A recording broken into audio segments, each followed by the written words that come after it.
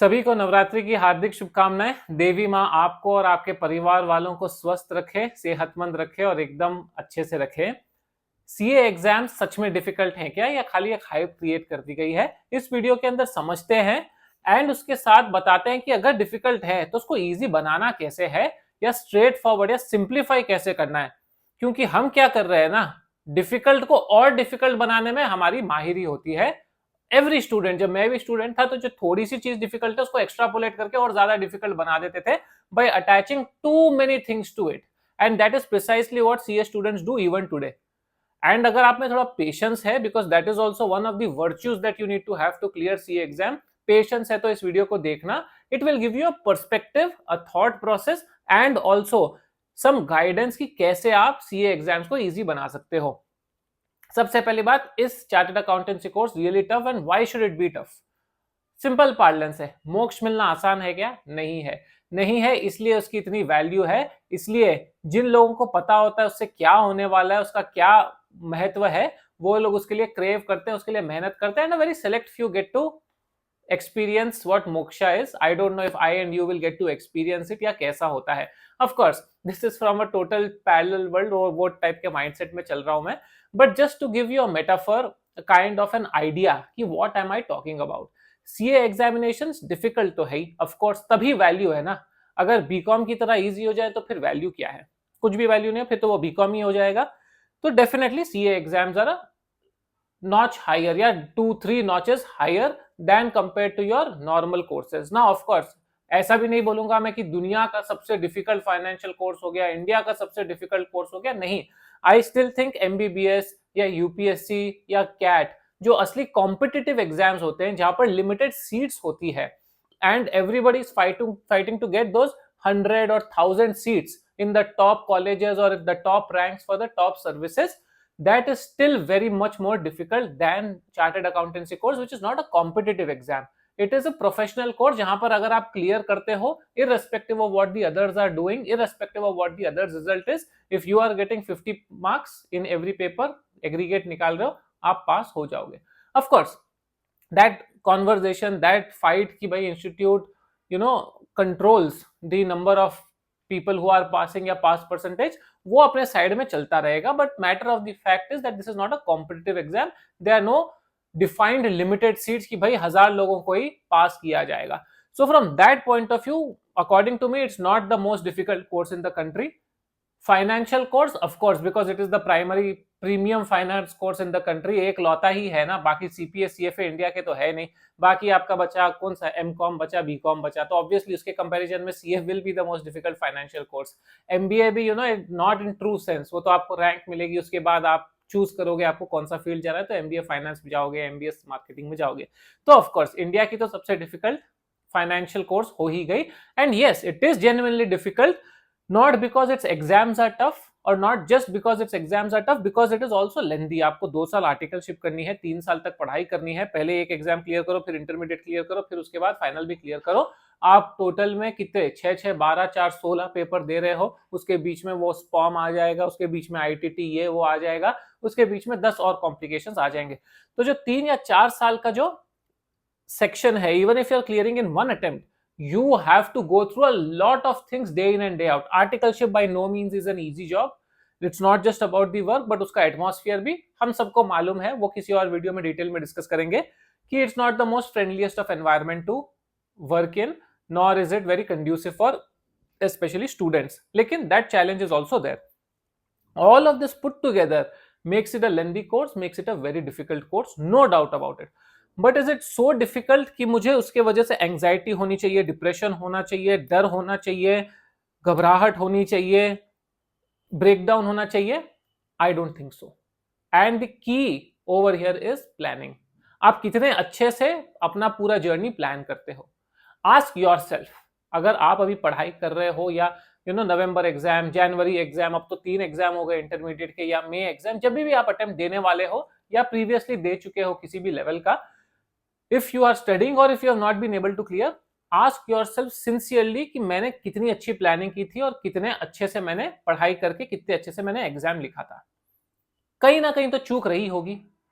yes, maybe those 5-10% students who will say कि sir हमने planning बहुत अच्छी की थी, हमने पढ़ाई बहुत अच्छी की थी और हमारे हिसाब से हमने पेपर्स भी अच्छे लिखे थे, लेकिन फिर भी कहीं ना कहीं हम मिस हो गए, कहीं ना कहीं in spite of putting our 100% we missed this opportunity to clear CA examinations due to some other reason. Yes, there will be a few section of students, but then I can tell you for sure 40-50% minimum students ऐसे रहेंगे जो accept करेंगे कि हाँ sir मैंने शायद उतना ठीक से पढ़ाई नहीं किया था, लास्ट 2 महीने में मेरी नींद खुली सर, जबकि ideally you should start preparing for your examinations 6 months in advance for sure. उससे पहले भी अगर आप जो क्लासेस होती है जैसे अकाउंट्स की क्लास हो गई या वो सब्जेक्ट जो चेंज नहीं होते उनकी क्लासेस स्टूडेंट्स एक एक साल पहले लेना चालू करते हैं और वहां से रिवीजन चालू करते हैं, सो दैट आर्टिकलशिप के साथ साथ वो पीस बाय पीस करके एक टॉपिक खत्म करते रहे। That sort of planning if you are doing, and of course then you are studying previous year question papers, practice अच्छे से मॉड्यूल कर रहे हो, मॉक टेस्ट पेपर्स अगर देना है तो दे रहे हो, वो सब अगर आप एक सेट ऑर्गेनाइज तरीके से कर रहे हो, then I can pretty much tell you that 8 out of 10 students will pass who are doing this structured approach। मैंने खुद ने देखा है काफियों का, इनफैक्ट जो 1-1.5 साल पहले चालू किए हैं मैं देखा उनको रैंक्स मिलते हुए। So that means the complication lies in the facts कि हम लास्ट 2 महीने में जगते हैं, या लास्ट 3 महीने में जगते हैं। Some of you might have genuine reasons कि नहीं सर मेरा काम था, मेरे घर पे प्रेशर था, मेरा हेल्थ खराब था, इसलिए मैंने लेट स्टार्ट किया। लेकिन again 50-70% of the students will be lazy, will be procrastinating। Ask yourself, मुझे बोल के कि नहीं नहीं सर आप रियलिस्टिक नहीं बता रहे हो, कुछ नहीं होने का है, because I know there for every one such negative comment there are 1000 students who are thinking कि नहीं बात तो सही है, कहीं ना कहीं हम भी शायद मिस कर रहे हैं। आई एम नॉट टेलिंग कि institute is right, yes institute के काफी सारे इश्यूज आए जहां पर पेपर आपने सही लिखा है लेकिन इंस्टीट्यूट ने मार्क्स नहीं दिए, या इंस्टीट्यूट की एक्सपेक्टेशन और कुछ थी, आपने तो ठीक ही लिखा था या आपके हिसाब से आपने अच्छा लिखा लेकिन इंस्टीट्यूट मार्क्स नहीं दिया। Those cases might have happening, they must they in fact थोड़े बहुत प्रूफ्स तो हमने देखे ही हैं previously, they are happening. I am not denying, I am not saying कि सब गलती स्टूडेंट्स की ही है कि पढ़ नहीं रहे। There are small pockets of such students who have done everything right but not able to clear, लेकिन majority of the students are such who have over complicated. Over complicated कैसा, सर हमें 8 revision करने होंगे, sir हमें 4 revision करने होंगे, नहीं तो हम पास ही नहीं हो पाएंगे, सर मेरा तो 4 रिवीजन नहीं होगा, मैं तो एंग्जाइटी में हूं। किसने कह दिया 4 रिवीजन? किसी रैंकर का आपने पॉडकास्ट सुन लिया, किसी पर्सन का आपने पॉडकास्ट सुन लिया, वो बोल रहा है मैं 4 रिवीजन किया, डजंट मीन कि सभी को 4 रिवीजन करना है। मैंने तो एक ही रिवीजन किया, 2 रिवीजन किया, किसी किसी ने 10 रिवीजन कर लिया किसी पेपर में जिसमें अच्छे से नहीं आते थे। Quality over quantity is extremely important. Number ठीक है मैं 8 रिवीजन कर लिया, can you guarantee that I will clear? No you can't guarantee that I will clear. So don't go by the number and don't fall for the trap कि अरे 4 नहीं करूंगा तो मैं फेल हो जाऊंगा, 4 नहीं करूंगा तो क्लियर नहीं होगा। Second trap is mock test papers. कितने स्टूडेंट्स मेरे को बोल रहे हैं नहीं सर मॉक टेस्ट नहीं देंगे तो पास ही नहीं होंगे ना। मैं उनको एक ही चीज पूछता हूँ कि भाई 12 साल पहले जब मैं एग्जाम दे रहा था कोई मॉक टेस्ट का कॉन्सेप्ट ही नहीं था इतना, खाली जो आप इंस्टीट्यूट में पढ़ते थे टीचर्स जो थे वो कभी कभी टेस्ट ले लेते थे, मॉक टेस्ट का इतना प्रिविलेंट कॉन्सेप्ट था ही नहीं 10-12 साल पहले। Now everybody is like sir mock test mock test mock test mock test. क्यों? हमारी एंग्जाइटी लेवल्स बढ़ी है because of so many other factors, plus हमको अब किसी ने बता दिया कि मॉक टेस्ट नहीं दोगे तो फिर तो आप कुछ प्रैक्टिस ही नहीं करके गए। किसने कह दिया? जो फाइनल स्टूडेंट है वो इंटर नहीं लिख के आया है, जो फाइनल स्टूडेंट है वो फाउंडेशन नहीं लिख के आया है, जो सेकंड टाइम अटेम्प्ट कर रहा है वो फर्स्ट टाइम अटेम्प्ट नहीं किया है। Give mock test, I am not saying don't give mock test या यूजलेस है, no they are very useful, no doubt about it.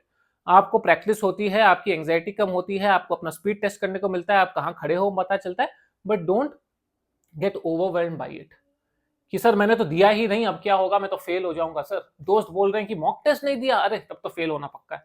ऐसा नहीं है। Don't over complicate things, do it in advance. 1.5 महीने पहले बिफोर द एग्जाम्स, 1 महीने पहले before the exams you give mock test. Don't give mock test 10 days before the exam, उसमें 30 number आ गए तो आपकी हालत खराब कि सर मॉक टेस्ट में मेरे को 30 नंबर आया, 10 दिन में मैं क्या उखाड़ लूंगा, ये अटेम्प्ट तो गया।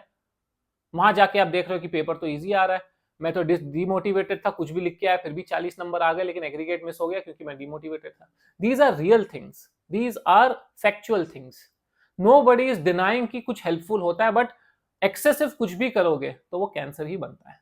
ठीक है, even the good cells when they multiply beyond a number they turn into cancerous cells, as simple as that. And that is why we should not over plan, we should not over execute, nor should we under plan and under execute. Don't fall in traps. Understand, have a brain of yourself, have a thought process of yourself. Study technique, sir याद नहीं हो रहा। कितने लोग हैं जो scientific study techniques use कर रहे हैं?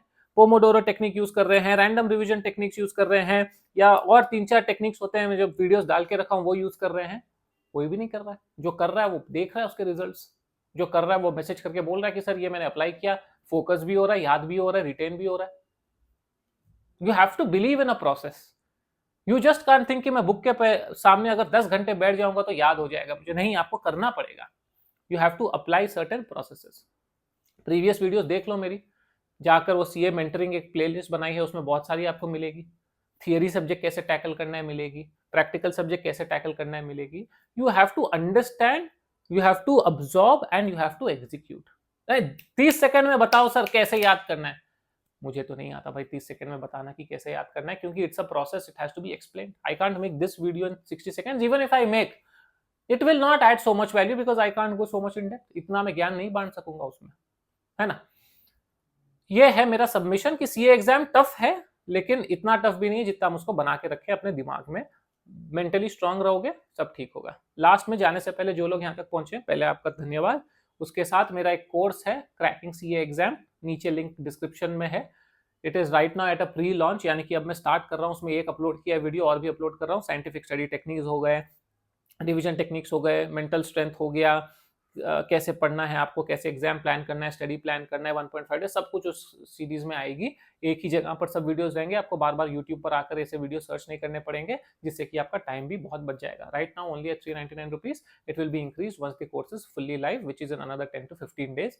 अगर आपको इंटरेस्ट है तो you can subscribe to it और you can enroll for it now. And मेरे उसके साथ साथ मेरा 1-on-1 मेंटरशिप प्रोग्राम भी ऑन है, specially CA final students, lot of them have been enrolling. CA inter भी थोड़े थोड़े अब कर रहे हैं क्योंकि एग्जाम्स आने वाले हैं, तो नीचे दोनों के ही डिटेल्स मिल जाएंगे। You can have a look and you can definitely use whatever you wish to. CA Arihant Bed on LinkedIn, you can follow me there. Instagram पे upskill with Arihant and Arihant Bed official. Arihant Bed official पे 1 मिलियन से ज्यादा followers है, वो travel page है। Upskill with Arihant अभी अभी चालू किया है, थोड़ा सा आप लोगों के अपस्किलिंग के लिए हेल्प करने के लिए। Thank you so much for watching, all the very best.